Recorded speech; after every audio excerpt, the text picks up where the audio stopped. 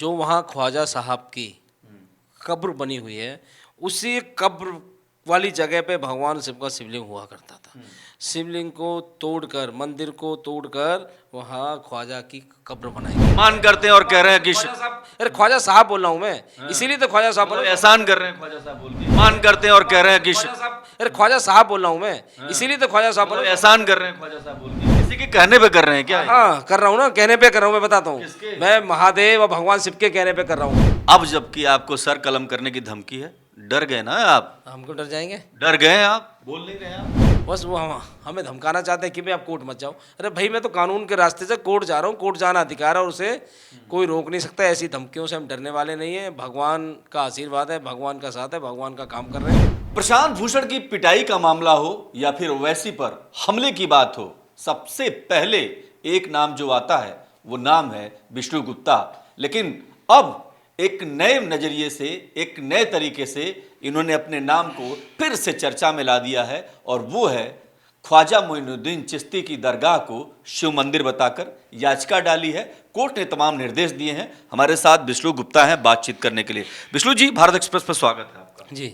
सबसे पहले ये बताइए कि हर मंदिर के नीचे आप शिवलिंग ढूंढने लग रहे हैं, ये क्या मतलब बात हो गई? ऐसा है, जहाँ जहाँ है महादेव, जहाँ जहाँ भगवान है हमारे, वहाँ तो हमारा राइट बनता है कि हम कोर्ट की शरण में जाएं। और जैसा कि आपको भारत का भौगोलिक और इतिहास मालूम ही है कि हमारे मठ मंदिरों को तोड़ के वहाँ मस्जिदें और दरगाह और कब्र बना दी गई हैं। तो हमारा, जब हमें कोर्ट ने, कानून ने हमें अधिकार दिया है, तो मैं मानता हूँ तो उसमें कहीं भी किसी को आपत्ति नहीं होनी नहीं चाहिए आपत्ति, क्योंकि कानून में और संविधान में सबको भरोसा रखना चाहिए। तो मेरा अधिकार है, जहाँ मेरे महादेव हैं, जहाँ हमारे भगवान हैं, जहाँ हमारे भगवान को उन्होंने दबा रखा है, उन हमारे भगवान की वहाँ बेइज्जती कर रहे हैं, बेकदरी कर रहे हैं, तो हमारी जिम्मेदारी बनती है। आप संविधान की बात कर रहे हैं, न्याय की, कानून की बात कर रहे हैं। आप जब देखो तब हमला कर देते हैं किसी पे, किसी के मुंह के पाली पीतना हो, फिर या फिर प्रशांत भूषण की पिटाई का मामला हो, मतलब आप कानून की बात कर रहे हैं। ऐसा है, जो लोग भी ये काम कर रहे हैं, जो आपने बताया कि हम तो कानून में ही भरोसा करते हैं, लेकिन जो लोग हैं उन लोगों को लग रहा है ना संविधान में भरोसा है ना कानून में भरोसा है। जहाँ तक आप हिंदू सेना की बात बता रहे हैं, यदि आप कुछ गलत काम करोगे, ज़्यादा गलत करोगे, धर्म का अपमान करोगे, देवी देवताओं का अपमान करोगे, हिंदुओं को गाली दोगे, तो भाई कोई ना कोई समाज से उठ के तो आएगा। और उस पर आऊंगा, नहीं मैं आऊंगा उस पर। ये बताइए, आप नई याचिका जो आपने डाली है अजमेर वाली, क्या तथ्य दिया आपने? आखिर कोर्ट ने, लोग कह रहे हैं कि कोर्ट का जो फैसला है वो बहुत गलत है, क्योंकि विपक्ष का भी सवाल उठ रहा है। आप बताइए, आपने क्या तथ्य पेश किया है वहां पर कोर्ट में? ऐसा है, माननीय अदालत में हमने सभी साक्ष्य रखे हैं और एक बहुत स्ट्रॉन्ग और अच्छा साक्ष्य है जो कि सच्चाई को पूर्णता से दर्शाता है। क्या? वो है हरविलास शारदा। हरविलास शारदा जी का आप इतिहास पढ़ोगे तो उनका बहुत लंबी जर्नी है। 1890 से लेके उन्होंने 1925 और 30 तक बहुत अच्छा समाज के लिए काम किया। और वो म्यूनसिपाल्टी के चीफ कमिश्नर थे अंग्रेज के समय, 1910 के आसपास। और उसके बाद वो राजस्थान में भिन्न किताब में क्या है, किताब में क्या है? किताब में यही है कि उन्होंने जो किताब लिखी है, उस किताब में दिया है कि जो अजमेर दरगाह है वो भगवान के मंदिर के ऊपर बनी है। और वो पहली नज़र में ही दर्शाया जाता है कि वो जैन मंदिर और हिंदू मंदिर के स्ट्रक्चर के जो मलबे है, उसका जो टूटा हुआ अवशेष है, उनसे खड़े हैं। जैसे कि बुलंद दरवाज़ा आप देखोगे, बुलंद दरवाज़ा है, वो साफ दिखेगा, उसमें हिंदू कढ़ाई, हिंदू नक्काशी और सब कुछ साफ दिखता है, जो कि इस्लामी पद्धति में नहीं होता। वो कोई भी मज़ार या मस्जिद कोई बनती है आप देखो। और जो राम मंदिर का केस चल रहा है, उसमें भी यही केस चला कि ये भारतीय पद्धति है, इस्लामिक पद्धति नहीं है। तो वो अजमेर दरगाह का जो स्ट्रक्चर है वो मंदिरों के अवशेष पे और मंदिर पे खड़ा है, क्योंकि उन्होंने क्या है, जो ऊपर का मंदिर को तोड़ा है, नीचे का जो मंदिर का जो नीचे तहखाना है, भगवान जहाँ विराजमान होते हैं वहाँ शिवलिंग है। जो वहाँ ख्वाजा साहब की कब्र बनी हुई है, उसी कब्र वाली जगह पे भगवान शिव का शिवलिंग हुआ करता था।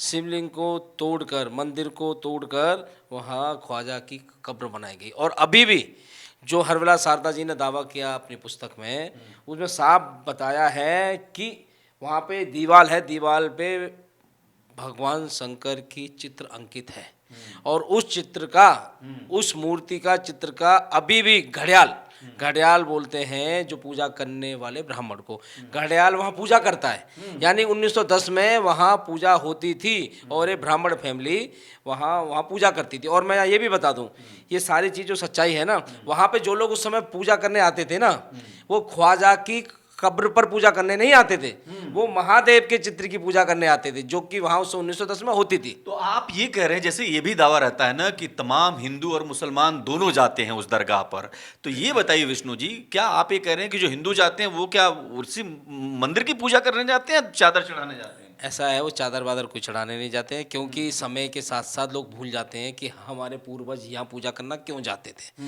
वो कहते हैं महादेव की पूजा करने जा रहे हैं, वहाँ उस समय महादेव की चित्र अंकित था और ये रिकॉर्डेड है।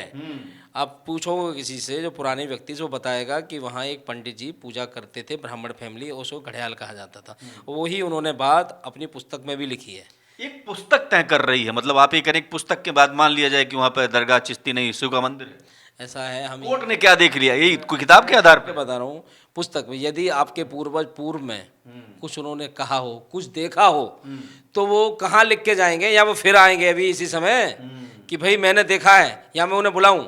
या तो मैं आप बताऊं, मोहम्मद गौरी की समय ख्वाजा साहब यहाँ आए और उन्होंने क्या क्या तोड़ा, सबको लिखा है, चित्र लिखा, और उसके एविडेंस मिलते हैं। जब आप सर्वे जाओगे तो मंदिर दिख रहे हैं, मंदिर को तोड़ के मस्जिद बना दी। अब आप बोलो कि मोहम्मद गौरी को ही बुलाओ, चौहान को, पृथ्वीराज चौहान को बुलाओ कि लड़ाई हुई थी या नहीं हुई थी, तोड़ी गई थी नहीं तोड़ी गई थी। आप सबको पता है कि मोहम्मद गौरी यहाँ आए, उन्होंने पृथ्वीराज चौहान से लड़ाई लड़ी, और इतिहास से पता लगता है। और ख्वाजा साहब भी कब आए? ख्वाजा साहब, ये जो लोग जितनी आस्था रखते हैं उसमें सूफी संत के रूप में रखें, ये ख्वाजा साहब ठीक ना तो देवता हैं, ठीक है, ना तो खुदा हैं, कोई है क्या? लेकिन जो जिसमें आस्था रखते हैं अच्छी बात है, वो जा रहे हैं। लेकिन हमारे यहाँ भी संत को संत मानते हैं, लेकिन संत को कोई भगवान का दर्जा नहीं दे सकते। भगवान हमारे महादेव हैं, ठीक है, और जो भगवान है, विष्णु है, ब्रह्मा है, जो भी है, जो जिसको मानता है। सुनिए ना, और हम भी ख्वाजा साहब में, क्योंकि सभी लोगों का भावना जुड़ी है, तो इसलिए हम उनकी भावनाओं का सम्मान करते हुए सम्मान करते हैं और कह रहे हैं कि ख्वाजा साहब, अरे ख्वाजा साहब बोल रहा हूँ मैं, इसीलिए तो ख्वाजा साहब बोल रहा हूँ। एहसान कर रहे हैं ख्वाजा साहब बोल के। भाई साहब सुनो, क्या है, हमारे तो देवता है नहीं, हमारे देवता महादेव है, लेकिन किसी भी व्यक्ति का हम अपमान नहीं करते। अब उन्होंने क्या किया, क्या आप मंदिर, सामने आएगा। आप उस पूरे मस्जिद पर अस्तित्व पे सवाल उठा रहे हैं और आप कह रहे हैं अपमान नहीं कर रहे हैं। ऐसा है, सवाल उठाना हमारा जायज है और हमारा अधिकार है। एक चीज बताइए, विपक्ष कह रहा है कि आप लोग जो है, आप बीजेपी से मिले हुए हैं और इसके अलावा जो है आप दंगों की आग में झोंकना चाहते हैं। क्यों भैया, ऐसा क्यों कर रहे हैं आप? ऐसा है, ये लोग जो बयानबाजी जो कर रहे हैं, उन्हें लग रहा है कानून में बिल्कुल भरोसा नहीं है। कोर्ट आदेश देता है सर्वे का, कोर्ट नोटिस करता है, तो कानून व्यवस्था में सबको भरोसा रखना चाहिए, नंबर 1। और कोर्ट का जो आदेश है उसका पालन करना कानून व्यवस्था की जिम्मेदारी है पुलिस की। और ये कह रहे हैं, ये उल्टा ही विपक्ष, आपने एक बयान बोला होगा कि जज जो है उल जुल फैसले दे रहा है। हाँ, वो रामगोपाल यादव ने कहा है कि ये जो छोटे जज हैं ये उलूल जुलूल फैसला दे रहे हैं। इस पे आपका क्या प्रतिक्रिया? छोटे जज बड़े जज नहीं होते। कानून यानी लॉ, संविधान, छोटे जज भी संविधान के हिसाब से ही फैसला करते हैं और बड़े जज भी संविधान के, वही कानून की किताब छोटा जज भी पढ़ता है, बड़ा जज भी पढ़ता है, हाई कोर्ट, सुप्रीम कोर्ट, सब वही करता। तो ये उल्टा यही कहना चाह रहे हैं कि आप ऐसे बयानबाजी ना करें, क्या कोर्ट भी ऐसे आदेश ना दें?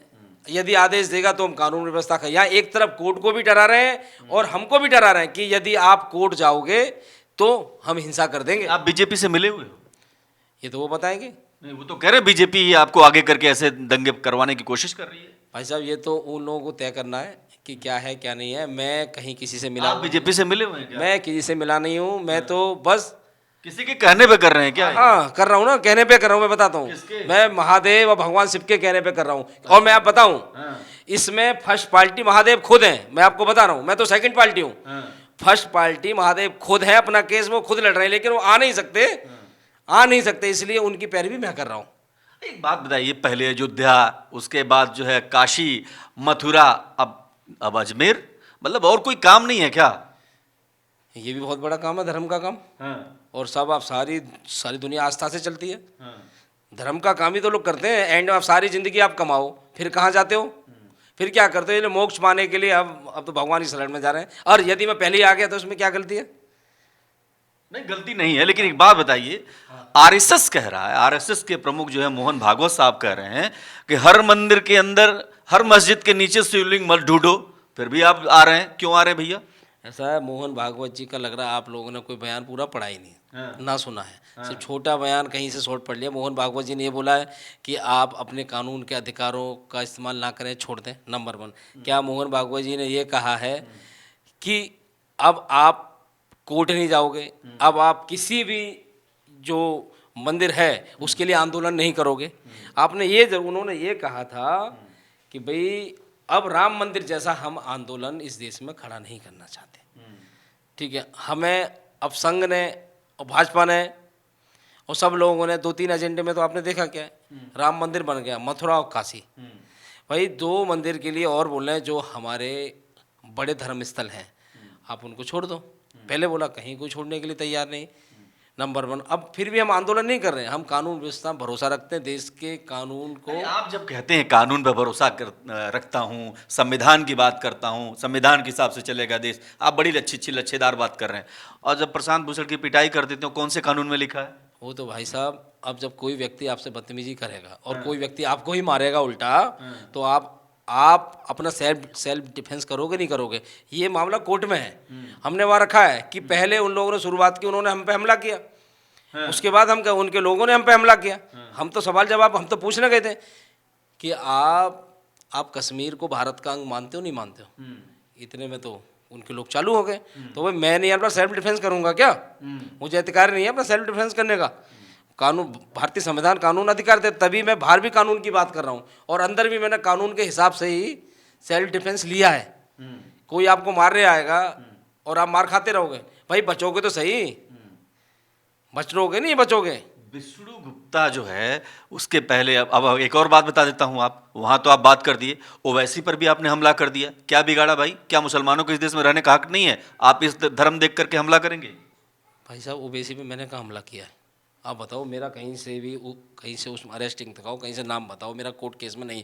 लेकिन हाँ, हिंदू सेना के कार्यकर्ता ओवैसी के घर जरूर गए थे। अरे तो आपकी शह पे तो जाते होंगे ना? मेरी शह पे क्यों जाएंगे भाई? वो लोग स्वतंत्र हैं और व्यक्ति में बुद्धिमत्ता नाम की कोई चीज होती नहीं होती है, अपनी बुद्धि। ठीक किया उन्होंने, गड़बड़ किया, ये तो बता दो ना आप कैमरे पे। भाई साहब यदि कोई गलत करेगा तो उसकी कोई ना कोई तो प्रतिक्रिया आती है। तो जब उस समय भी मैंने बयान, वैसी ने भी गलत किया। मैं जब भाई कोई लोग हिंदुओं को गाली देंगे, देवी देवताओं को गाली देंगे और धमकाएंगे कि तुम 100 करोड़ हो और हम कितने हैं, यदि हम इतने हैं, यदि हम बाहर आ जाएं तो देख लो क्या हो जाएगा। हमारे लोगों ने ना तो ऐसा बयानबाजी दिया, ना तो कुछ लोग करने जा रहे हैं। अरे यदि एक व्यक्ति ने कहीं से कोई एक शीशा तोड़ दिया है, लंप तोड़ दी, तो बताओ इतना बड़ा हो गया। और उन्होंने हमारे इतने मंदिर तोड़ दिए, एक गेट तोड़ दिया किसी ने, तो इतनी बड़ी बात होगी क्या? अरे उस पर जिसने किया है, जिन कार्यकर्ताओं ने किया है, उनके खिलाफ पुलिस ने एक्शन लिया, कोर्ट में केस चल रहा है।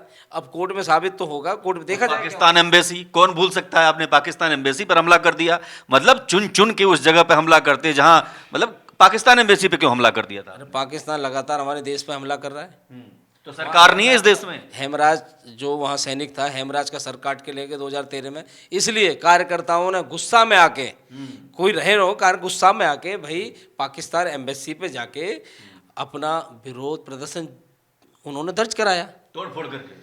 नहीं वो तो सिंबॉलिक धरना देने गए, विरोध प्रदर्शन गए, तोड़ फोड़ की बात तो आप कह रहे हो, मैं तो बता नहीं सकता। बहुत सफाई दे रहे हैं आप। एक बात बताइए, अभी अजमेर वाले इशू पे आ जाते हैं। अब आपको क्या लगता है कि अजमेर कोर्ट की किस दिशा में आगे बढ़ रहा है? आप किन किन को नोटिस जारी हुआ है और इसमें आपको क्या संभावनाएं दिख रही हैं, क्या होने वाला है? ऐसा है, संभावना ये है कि इसमें सर्वे होगा और वो महादेव का मंदिर है और जल्दी फ्यूचर में मुझे दिख रहा है कि वहाँ महादेव विराजमान होने वाले हैं। वो जो इनलीगल कब्जा है दरगाह का वो सब हटेगा और फ्यूचर में, भविष्य में वहाँ महादेव की जैसे 1000 साल पहले पूजा होती थी ना, वैसे ही पूजा होगी। मतलब आपको दिख रहा है? हाँ दिख रहा है। और उनका क्या होगा आपको पता है, प्रधानमंत्री मोदी भी वहां चादर चढ़ाने के लिए भेज चुके हैं। और सुनिए, और भी बता रहा हूं मैं आपको कि वहां पर अजमेर की जो दरगाह है, वहां पर प्रधानमंत्री का जो जन्मदिन होता है उस पर लंगर बढ़ता है। कितना मानते लोग, प्रधानमंत्री खुद और तमाम जो विदेशी कलाकार हैं, देसी कलाकार हैं, फिल्म कलाकार हैं, वो अजमेर दरगाह के रूप में उसकी जाकर के चादर चढ़ाते हैं। और अब आप तो बड़ी चोट कर रहे हैं, ऐसा है। प्रधानमंत्री को मानते हैं ना आप? हाँ, सबको मानते हैं। तो फिर हाँ, तो ये सरकार, ये कानून ने जब हमें अधिकार दिया है तो भाई उस अधिकार के तहत जा रहे हैं। क्या ये सरकार मुझे मेरा अधिकार इस्तेमाल करने से रोक सकते हैं क्या? मुसीबत तो खड़ी कर रहे हैं ना यहाँ कौन सी मुसीबत? बीजेपी के लिए। भाई मैं क्यों मुसीबत किसी लिए खड़ा करूँगा? अब जो आपने बोला प्रधानमंत्री चादर चढ़ाते हैं, तो भाई और भी बहुत सारे प्रधानमंत्री चढ़ाते आ रहे हैं। हो सकता है एक अच्छा रीति बन गई हो। भाई मोदी जी गए हैं क्या वहाँ पे? अरे मोदी जी ने मत्था टेका है क्या, मुझे बताओ?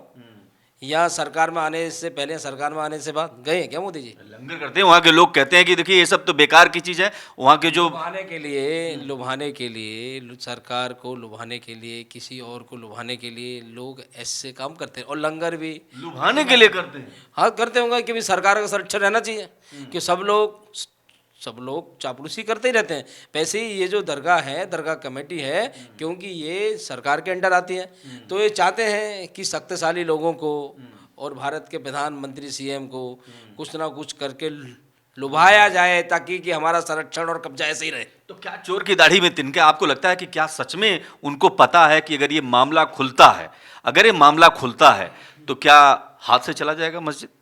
भाई साहब इसीलिए तो डर रहे हैं। डर क्यों रहे हैं? मामला खुला राम मंदिर का, बाबर कोई यहाँ का निवासी तो नहीं है ना, जहाँ से आया वहाँ जाना चाहिए, वहीं बनना चाहिए। मामला खुला, न्याय मिल गया हमें। और काशी का केस है, देखो उसमें भी सर्वे होगा, वहाँ पे भगवान शिव का शिवलिंग निकला है, सारी दुनिया ने देखा है। और अभी मथुरा का भी केस आप देखोगे, उसमें भी सर्वे के आदेश हुए मेरी ही पटिशन पे। अभी स्टे है टेम्परेरी, वो भी हट जाएगा। तो वैसे ही ये डर कर रहे हैं। डर इनको ये है कि इनके पूर्वजों ने जो जो कुकर्म यहाँ किए हैं वो सामने ना आए। और दूसरा, ये अजमेर दरगाह की जो सच्चाई है सारी दुनिया के सामने ना आए कि ये दरगाह नहीं, भगवान शिव का मंदिर है। अच्छा ठीक है, एक बात बताइए, संभल देखा है आपने? संभल में बवाल है, संभल में हरिहर मंदिर है या फिर जामा मस्जिद है, इस पर बवाल है। लोग सदमे में हैं, 4 लोग 5 लोग मर गए। क्या फायदा इस तरीके की बात सामने ला करके? भाई साहब, संभल में कोर्ट का आदेश हुआ था, कोर्ट के आदेश का सम्मान करना चाहिए था, लेकिन क्यों कोर्ट के आदेश के खिलाफ जा रहे हैं? भाई कानून और सरकार भी कुछ नाम की कोई चीज़ है यहाँ पे, देश पुलिस व्यवस्था कुछ है। अब वही पुलिस पे आप पत्थर फेंकोगे, जैसे आपने देखा वहाँ के एसपी साहब का कोई बयान आया था, अनुज चौधरी, अनुज चौधरी का बयान आया था। उन्होंने क्या बोला कि भाई हमारा मानवाधिकार नहीं है क्या है, हम अपना सर फड़वा लें? भीड़ इकट्ठी हो रही है, उन्हें मार रही है, वो जा रहे हैं बचाने के लिए, उन्हें ही मार रही है, तो क्या करेंगे? अब वो भी तो कुछ करेंगे, वो भी तो पहले इंसानी है, बाद में पुलिस है। तो जब आप कानून में भरोसा नहीं रखोगे, हिंसा करोगे, और हिंसा करके क्या, हिंसा करके संदेश ये देना चाहते हैं, यदि आप कोर्ट के पास जाओगे, पहले तो उनके ही लोग कह रहे हैं कि कोर्ट भी उल जरूल फैसले दे रहा है, कोर्ट पे दबाव भी बना रहे हैं, सड़कों पे उतर के बयानबाजी कर रहे हैं। और दूसरा, फिर ये लोग जो सच्चाई सामने नहीं आना देना चाहते, वो कहते हैं यदि कोर्ट जाओगे और कहीं से आदेश हो गया तो ऐसी हिंसा होगी, ऐसी हिंसा होगी। तो यानी कि आप लोग कोर्ट भी मत जाओ। हमें कोर्ट जाने से, हम सही काम कर रहे हैं, हम विक्टिम हैं, हम न्याय लेने जा रहे हैं। जो न्याय लेने जा रहा है उसको ही धमकाया जा रहा है, और जो न्यायपालिका जो न्याय दे रही है उसको भी क्रिटिसाइज किया जा रहा है। दंगा करने वालों का समर्थन किया जा रहा है, हिंसा फैलाने वालों को समर्थन किया जा रहा है। अरे आरोप तो ये भी है ना कि पुलिस ने बहुत ज्यादती की। अब खैर वो अलग इशू है। भाई जब आप दंगा फसाद ज़्यादा हो जाता है तो पुलिस को अधिकार भी है फायरिंग करने का, गोली चलाने का, चाहे कितने भी लोग हों। यही नहीं मांगो। विष्णु जी बताइए, 1800 से अधिक मस्जिद है, दरगाहें हैं, सब जगह आप लोग तलाशेंगे अगर कि कहाँ शिव मंदिर है, कहाँ पर शिवलिंग है, तो इससे तो कानून व्यवस्था के साथ साथ देश का माहौल भी तो खराब हो रहा है ना। माहौल भी तो ठीक करने की जिम्मेदारी एक नागरिक के तौर पर आप मानते हैं कि नहीं कि होना चाहिए? इससे माहौल खराब हो रहा है। माहौल कैसे ठीक होगा? आप ये चाहते हो ये जो राम मंदिर जो हमारा बन रहा है, इसको हम छोड़ देते हैं, इसको हम दोबारा बाबरी मस्जिद बनाते हैं, माहौल तब ठीक होगा। जो जो ज्ञान वापी में जो मस्जिद वहाँ पे छोटा सा हिस्सा भी दिख रहा है कब्जे वाला, क्या उसको भी और भव्य मस्जिद बनाते हैं? जब माहौल ठीक होगा अपने सारे मंदिरों को इनको दे देते हैं कि आप इसको तोड़ फोड़ करो और इसको मस्जिद करो, तो हमारे देवताओं का अपमान करो, आप भी चाहते हो। अरे भाई हम तो कोई हिंसा नहीं कर रहे ना, माहौल ठीक करने की जिम्मेदारी किसकी है? किसकी है? उन लोगों की जिम्मेदारी नहीं है कि हमारे पूर्वजों ने यदि कुछ गलती कर दी है तो हम आगे आके हाथ पांव जोड़ के कर लें जी, क्योंकि हम कम हैं, कोई बात नहीं है। लेकिन पहले मुट्ठी भर आए थे, अभी भी आप देखो सरबत चिश्ती वहाँ पे दरगाह में खादिम है, उसका परसों पीसी में देख रहा था, वो कह रहा था कि हमने चूड़ियाँ पहन नहीं रखी हैं, हम इस देश में 30 करोड़ हैं और 30 करोड़ बोल के हमें धमकाने की कोशिश कर रहा है। जब हम आए थे उस समय में मुट्ठी भर, जवाब है आपका, कैमरे में बताइए उनको। जब हम आए थे मुट्ठी भर थे जवाब, तो भाई साहब इस देश का संविधान और कोर्ट देगा ना जवाब। मतलब विष्णु गुप्ता मौन है ना मैं मौन क्यों हूँ? वो तो कह रहे हैं ना कि कोर्ट जवाब देगा तो पता चलेगा, कोर्ट जवाब देगा। डर गए क्या विष्णु गुप्ता? भाई हम क्यों डरेंगे? अरे नहीं, अच्छा ये बताइए, आपको धमकी आई है, धमकी के बारे में बताइए, कहाँ से धमकी आई है आपको? ऐसा है, धमकी कल दोपहर 2 बजे धमकी आई थी। कॉलर कनाडा से है कोई, वो ये कह रहा है कि तू ये कॉल रिकॉर्ड कर ले और तूने जो ख्वाजा साहब का अपमान किया है केस फाइल करके, कोर्ट में जो केस जा रहा है वहाँ 800 साल पुरानी दरगाह है, तो अब तेरी गर्दन काट दी जाएगी, तेरा सर कलम कर दिया जाएगा, चाहे इसके लिए जितने भी खर्चा, जितने भी डॉलर लग जाए तो ये छोड़ेंगे नहीं, मार देंगे। तो बताइए क्या है? देश में हिंसा फैला के पहले धमका रहे हैं, उनके ही नेता ये बोल रहे हैं हम 30 करोड़ हैं, 30 करोड़ लोग 100 करोड़ को धमका रहे हैं, देखिए, और आप बोले भाईचारा, और फिर वो लोग धमकी भी दे रहे हैं। और आप दूसरी भी धमकी आई कोई? दूसरी भी उसके बाद भी एक कोई नंबर आया वो। अच्छा ठीक है, चलिए, अब जबकि आपको सर कलम करने की धमकी है, डर गए ना आप? हम क्यों डर जाएंगे? डर गए आप? बोल नहीं रहे आप? ना, हम क्यों? अब देखो आप देखना, उससे पहले भी मैं जाऊंगा अजमेर और जल्दी वहाँ पे एडवोकेट कमिश्नर की, सर्वे कमिश्नर की मैं जल्दी एप्लीकेशन मूव करने वाला हूँ। हमें डरने की जरूरत नहीं है, भगवान और महादेव हमारे साथ हैं, हम तो भगवान का काम कर रहे हैं, भगवान संरक्षण करेंगे हमारा। अच्छा, भगवान संरक्षण करेंगे? हाँ। अच्छा, कानून व्यवस्था भरोसा नहीं है? हाँ तो कानून है ना हाँ। भाई, वो तो करेंगे, भगवान भी करेंगे ना। तेवर बदले हैं, धमकी के बाद आपके तेवर बदल गए? ना भगवान, ऐसा है, भगवान का काम मैं कर रहा हूँ और ये सारा संसार, सारी सृष्टि भगवान ही चला रहे हैं, मानते हो आप? मानते हैं। तो भगवान सब देख रहा है, सब कर रहे हैं, इसीलिए भगवान ने देखते हुए अभी समय निश्चित दिया। 800 सालों से तो नहीं हुआ उठा, अब भगवान के आदेश पे मैं कर रहा हूँ। उन्होंने बोला कि पहली पार्टी तो मैं हूँ, लेकिन सेकंड पार्टी के रूप में आपको काम करना है, आपको आगे बढ़ा दिया, मैंने केस फाइल कर दिया, अभी उसमें सभी पार्टी को नोटिस हो गया है, अब वो सर्वे भी हो जाएगा। अच्छा एक बात बताइए, एक आखिरी सवाल कर लेते हैं। विष्णु गुप्ता का ये है कि कभी किसी पे हमला कर देंगे, किसी पे स्याही फिकवा देंगे, किसी का विरोध करा देंगे, एम्बेसी में तोड़फोड़ करा देंगे, चर्चा में बने रहने के लिए कुछ न कुछ करते रहते हैं आप, समाधान मकसद नहीं है, ऐसा लोग कहते हैं। ऐसा है, लोग तो भाई साहब कुछ भी कहते थे, लोगों का काम तो कहना है, लेकिन हम करने जाते हैं काम। भाई हम मीडिया को नहीं बुलाते कि आप आओ हमारा ये देखो तमाशा, जो भी, हम तो जायज़ काम कर रहे हैं। मीडिया को लगता है, जो जिसमें लगता है कि कहीं कंट्रीब्यूशन हो रहा है, इसमें कंट्रोवर्सी हो रही, तो मीडिया दिखा रही है। हमने ऐसे हज़ारों काम ऐसे किए हैं जो काम परमात्मा के काम है, भलाई के काम है, मानवता के काम है, और हम मानवतावादी हैं, मानवता में भरोसा रखते हैं। अच्छा जी, ठीक है, मानवतावादी हैं, और हम हिंसा में बिल्कुल भरोसा नहीं रखता, अभी भी कह रहे हैं। लेकिन यदि कोई गलत करता है तो देश में इतने लोग हैं, हो सकता है उनके गलत बयानबाजी से लोग आवेश में आ जाएं और लोग करें। तो ये बताइए, अब विष्णु गुप्ता नेताओं वाली भाषा बोलने लगे हैं कि जो हम तो गलत करते नहीं, लेकिन हमारे समर्थक अगर किसी ने गलत किया तो क्या पता कुछ कर दें, मतलब बड़ा गोल गोल घुमा रहा है। भाई साहब यदि आप सुनो, देवी देवता से मेरे अपने नहीं है, सबके देवी देवता हैं। यदि आप किसी भी मजहब के देवी देवताओं का अपमान करोगे तो भाई कोई तो प्रतिक्रिया वहाँ से आएगी। हिंदू सेना के कार्यकर्ताओं से पहले, वो पहले एक हिंदू हैं, वो देवी देवताओं को मानते हैं। हिंदू सेना के कार्यकर्ता तो हैं, लेकिन उनकी आस्था हिंदू सेना से भी ज़्यादा अपने महादेव और देवी देवताओं में है। यदि ओवैसी जैसे लोग, कोई और जिहादी मानसिकता का व्यक्ति देवी देवताओं का अपमान करता है, तो कम से कम जो वो कर सकता हो, कुछ गुस्सा जाहिर करने के लिए पहुंच जाते होंगे उसके घर पे, और आगे ध्यान रखें, कोई भी देवी देवताओं का अपमान करें तो लोग अब जाग चुके हैं, लोग आपके सड़कों पे भी उतरेंगे और घर पे भी आएंगे, इसलिए देवी देवताओं का अपमान ना किया जाए। मतलब ये तो प्रत्यक्ष तौर पर धमकी दे दी आपने। ये धमकी क्या, वो तो भाई राइट है उनका, भाई यदि कोई गलत करता है तो कानून व्यवस्था है ना, हाँ तो जाएंगे ना, कानून कानून व्यवस्था व्यवस्था उस पर छोड़िए ना, आप क्यों अपने हाथ में लेने की कोशिश? तहत, कानून व्यवस्था के तहत धरना और प्रदर्शन करने का शांतिपूर्वक सबको अधिकार है, कहीं पे भी।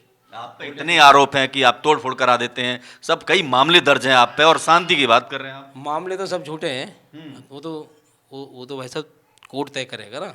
क्या अब मुझे भाई इतने मामले लग रहे हैं, किसी मामले में कोई सजा है क्या? किसी में मुझे दोषी ठहराया गया, नहीं ठहराया गया। ये दोषी ठहराएगा तो बताओ, मैं मानता हूँ कि हाँ ये काम हमने गलत किया। अभी तो सही और गलत का फैसला तो हुआ ही नहीं है कि सही था गलत है। मैं भी था, जयपुर कब जा रहे हैं आप ये बताइए? मैं भी 5-6 तारीख को लिख लूँगा, क्योंकि आगे क्या प्रक्रिया है? वहाँ वकीलों से मिलना है, कुछ वहाँ के मौजूदा लोगों से भी मिलना है अजमेर में और जयपुर में, ताकि आगे की और जो रणनीति है वो बन सके। और मैं ये भी कहना चाहता हूँ कि भाई हर व्यक्ति को कानून में भरोसा रखे, जैसा कि वहाँ की सरकार, वहाँ के होम मिनिस्टर का भी आया और दिल्ली में भी और भी बड़े नेता हैं उनका भी बयान आया, मंत्रियों का भी आया।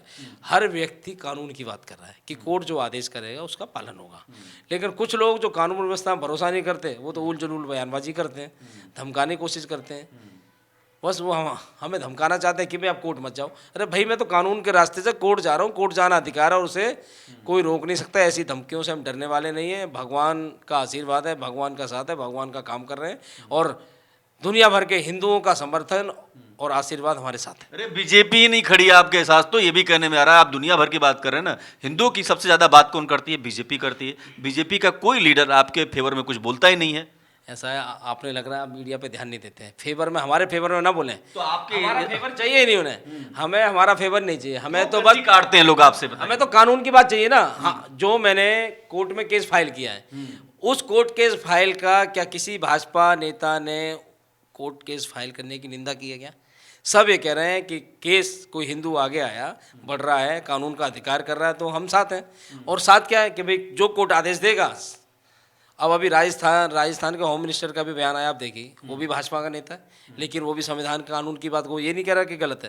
भाई कोर्ट ने जो आदेश दिया और वो बोल रहे हैं कि अजमेर की अदालत कोई भी आदेश करेगी उसका पालन करना सरकार और पुलिस प्रशासन की जिम्मेदारी है। ठीक है विष्णु गुप्ता, आपसे आखिरी सवाल यही है कि चूंकि अब अजमेर भी आप उसको लेकर के चर्चा में है काफ़ी, आप ये बताइए भाई साहब कि अब अगला कदम आपका क्या होने वाला है? क्या क्या कोई और एजेंडा है आपका या इस पर अभी शांत है? ऐसा है, एजेंडा तो यही है कि भाई जितने भी मंदिरों को तोड़ के मस्जिद या मज़ारे बना गई हैं वो सब धीरे धीरे वापस ली जाएंगी। सब ली जाएंगी? सब कानूनी तहत पे 1600 से अधिक ना सब आएंगी। क्यों समय भाई साहब, आप 1600 से अधिक इतनी जल्दी तो नहीं बन गई ना, 200-500 साल तो लगे होंगे। वैमनस्यता बढ़ेगी ना भाई समाज में। हाँ, तो वो लोग आगे आके बोल जाएं कि हमारे पूर्वजों ने जो गलती की है हम आपसे माफ़ी मांगते हैं, यहाँ छोटे भाई हैं हम आपके, ठीक है, बाकी आपकी मर्जी। बाकी हिंदू का हृदय बहुत बड़ा है, विशाल है, हो सकता है वहाँ पे थोड़ी सी जगह उनको भी देते करते रहे, लेकिन ऐसा नहीं है। आप आके गलती तो माने कि भाई ये जो अजमेर दरगाह है, जो खिलजी ने शिव मंदिर तोड़ के बना दी कि हमारी मज़ार है। और यही मैं ये बता रहा हूँ, उस समय भी हमारे हिंदुओं का हृदय कितना बड़ा था। भगवान की पूजा हो रही थी चित्र पर, लेकिन उसकी मज़ार को नहीं छेड़ा गया, नहीं छेड़ा गया ना, अभी भी बनी हुई है। और वहाँ धीरे धीरे उन लोगों ने रणनीति करके क्या हुआ, वो जो भगवान के चित्र वाला जो तहखाना है उसको बंद कर दिया, ऊपर मज़ार बना दी, अंदर लोग जाते ही नहीं। और जो लोग पूरे पहले पूर्वज से जो चले आ रहे थे उनको ऊपर भेजने लगा, लोग फिर ऊपर के राउंड लगा के जाने लगे। सदियाँ बीत गई, 100-200 साल 500 साल बीत गए, तो अब सोच रहे हैं कि भाई इसी की पूजा होती है। अरे कब्र की तो पूजा, मज़ार की तो पूजा इस्लाम में भी वर्जित मानी गई है। जाकिर नाइक खुद कहता है कि ना तोड़ दो, इनकी पूजा जायज़ नहीं है। तो ये कौन कर रहा है? ना तो हमारे यहाँ पूजा होती है, ना उन लोगों के यहाँ पूजा होती है। फिर ये नया एजेंडा किसने चला रखा है, मुझे बताओ ना। तो ये सब गलत है। ये वहाँ मज़ार जो है वो चिश्ती साहब की है, लेकिन वो इलीगल वहाँ बनाई हुई है, शिव मंदिर को तोड़ के बनाई हुई है। हमें चाहते हैं वहाँ भगवान का शिव मंदिर है। अब भी जब खुलेगा, सर्वे होगा, सब कुछ साफ हो जाएगा। अब सारी दुनिया में जा रही हैं बातें, सब लोग देख रहे हैं और सब लोगों को पहले मालूम तो है। हमारा इतिहास देखिए अजमेर का, मैं थोड़ा बता दूँ आपको कि अजमेर का नाम अजय मेरू होता था। पृथ्वीराज जी के चौहान के चौहान पिताजी वंश का। की वो मेन भूमि रही है। तो चौहान वंश की मेन भूमि पर चिश्ती साहब कहाँ से आ गए? आप बोलो चौहान वंश की भूमि है। और वहाँ जब पृथ्वीराज चौहान जी थे तो उनसे लड़ाई लड़ने के लिए मोहम्मद गोरी आया। कितनी बार पृथ्वीराज चौहान से लड़ाई लड़ी, कई बार छोड़ा, और फिर उसके बाद धोखे से मार दिया गया। लेकिन चिश्ती साहब पहली बार आए थे। अब पहली बार आए तो गौरी को भगा दिया गया, लेकिन चिश्ती साहब रुक गए। और चिश्ती साहब ने यहाँ रुक के क्या काम किया ये हमें नहीं पता।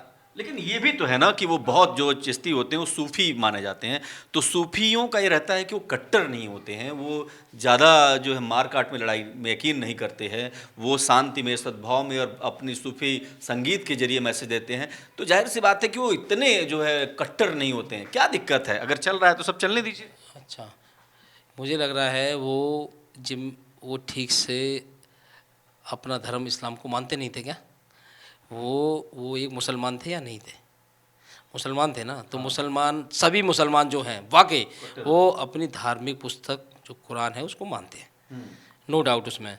तो चिश्ती साहब जब वहाँ आए तो आने के बाद यहाँ रुके। अब आप बताइए, जिसका शासन 200-500 साल रह जाए वो फिर पुस्तकें और किताबें सब अपने हिसाब से लिखती रहती है उनकी। अब देखिए, जिसका शासन रहेगा तो उसके खिलाफ कोई लिखेगा क्या? ये तो बाद में अंग्रेज आए, अंग्रेजों ने किया, हमें अधिकार दिया बोलने का। कौन सी किताब है जिसको आपने आधार बनाया है?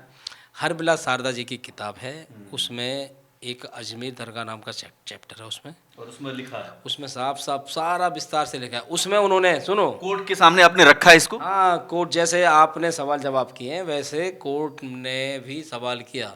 मनमोहन चंदेल साहब जज हैं, उन्होंने बहुत, जो आप सारे बात पूछ रहे हो ना, जो वो कह रहे हैं वो सारी बातें उन्होंने की। 2 महीने के लंबे संघर्ष के बाद मेरा ये मुकदमा में एडमिट हुआ है। कोई आसान काम नहीं है वहाँ।